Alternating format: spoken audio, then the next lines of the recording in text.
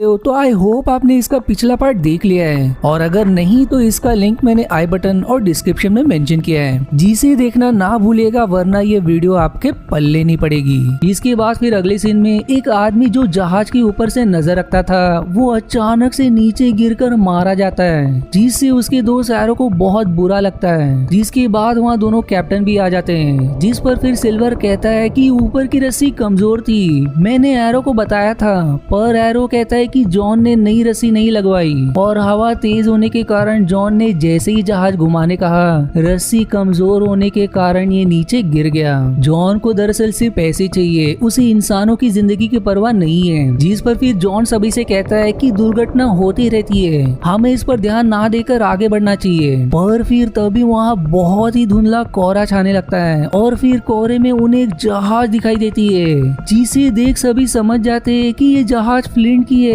जो मरने के बाद वापिस आ गया है। लेकिन सिल्वर कहता है कि मरे हुए इंसान वापिस नहीं आते।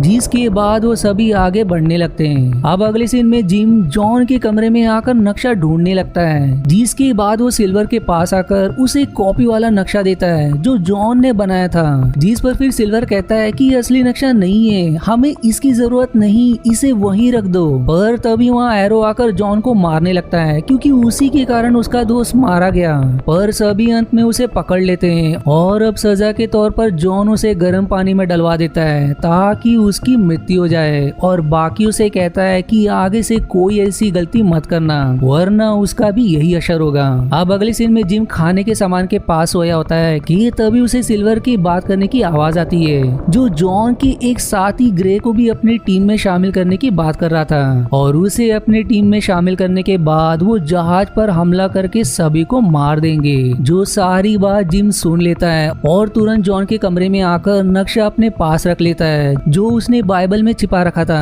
अब देखते देखते सभी आइलैंड के पास पहुंच जाते हैं। फिर स्मॉलेट, सिल्वर और उसके कुछ साथियों को पहले आइलैंड पर जॉली बोट से जाने को कहा जाता है, ताकि वो जान सके कि वहाँ कोई खतरा नहीं है। दूसरी तरफ मैक के पास एक ऑफिसर आकर कहता है कि तुम्हारे पति ने जॉन से कर्ज लिया था, और पैसे ना चुकाने के कारण इस होटल को हम हमारे कब्जे में ले रहे हैं, इसलिए कल तक तुम्हें होटल खाली करना होगा। वही जहाज में जॉन अब अपना नक्शा देखता है, लेकिन नक्शा उसे वहाँ नहीं मिलता।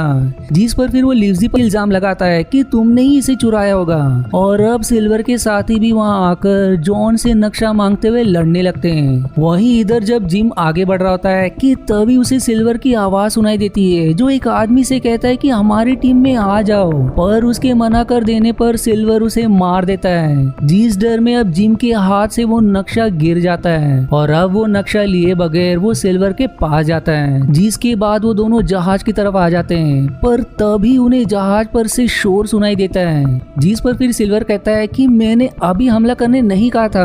अब जहाज पर ग्रे सिल्वर का साथ ना देते हुए जॉन और बाकियों को बचाने लगता है, और वो सभी जरूरत का सामान लेकर जॉली बोट से समुद्र में उतरकर हमले से बचते हुए आइलैंड की दूसरी तरफ जाने लगते हैं। जिसके बाद जिम भी सिल्वर के पास से भागकर जॉन की तरफ जाने लगता है, और सिल्वर उसका पीछा करता है, पर जिम नक्शा लेकर वहाँ से भाग जाता है, और तभी सिल्वर को उसके साथी बुला लेते हैं। अब जॉन और बाकी सभी आइलैंड के एक झोपड़ी में आकर छिप जाते हैं, और वहीं सिल्वर अपने साथियों को उन पर अभी हमला करने से मना कर देता है। इस तरफ जिम भागते हुए जाल में फंस जाता है, और तभी वहाँ एक आदिवासी नेम बेन आ जाता है, जो उसे जाल से बाहर निकालकर उसे कहता है कि क्या तुम फ्लिंट के साथी हो, जो यहाँ मुझे मारने और मेरे पैलेस को छीनने आए हो। पर जिम कहता है कि फ्लिंट मर चुका है, पर फिर भी बेन उसे अपने भाले के नोक पर आगे बढ़ने को कहता है। वहीं इधर स्मॉलेट एक झंडा झोपड़ी के पास आकर लगा देता है, और बाकी सभी हमले के लिए अपनी अपनी जगह ले लेते हैं। दूसरी तरफ सिल्वर जहाज पर होता है, जहाँ सभी उसे कहते हैं कि तुमने हमें पहले हमला करने से क्यों रोक दिया,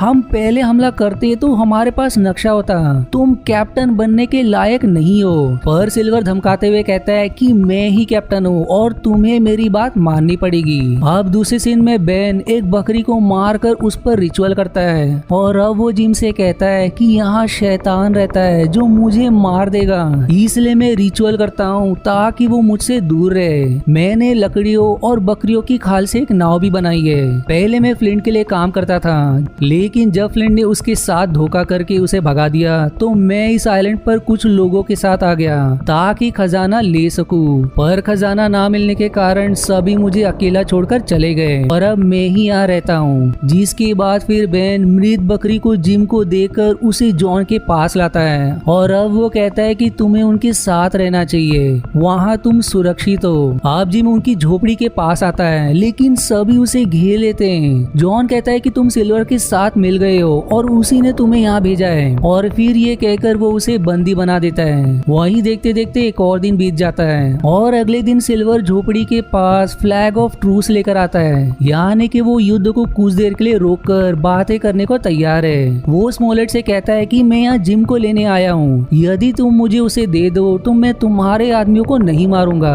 जिस पर स्मॉलेट जिम को खोलकर सिल्वर के साथ जाने को कहता है, पर जिम स्मॉलेट को नक्शा दिखाकर कहता है कि खजाने का नक्शा मेरे पास है, सिल्वर ने इसे चुराने को कहा था पर मैंने उसे ये नहीं दिया। अब ये देख सिल्वर जिम से नक्शे की मांग करता है लेकिन वो उसे नहीं देता और नक्शा जॉन अपने पास ही रख लेता है। जिस पर फिर सिल्वर धमकी देकर कहता है कि अब मैं तुम्हें भी नहीं छोड़ूंगा और फिर ये कहकर वो वहाँ से चला जाता है। अब सिल्वर अपने साथियों के पास आकर कहता है कि हमले की तैयारी शुरू कर दो।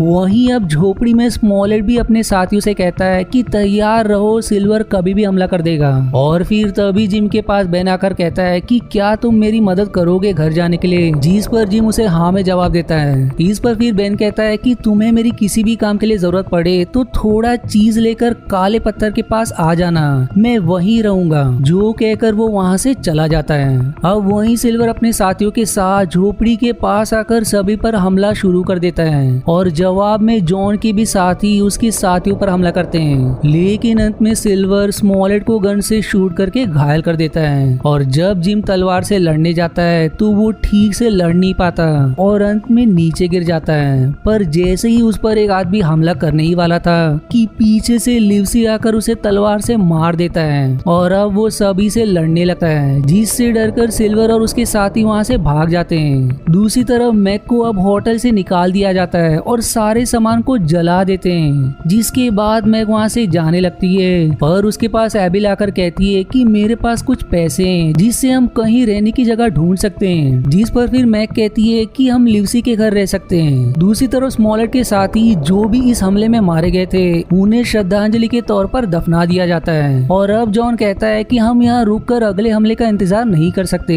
हमारे पास हथियार खत्म हो रहे हैं, इसलिए हमें खजाना ढूंढ के आगे बढ़ना चाहिए। जिस पर लिवसी कहता है कि तुम अब भी खजाने के पीछे पड़े हो, इसलिए अब हम तुम्हारे साथ नहीं जाएंगे।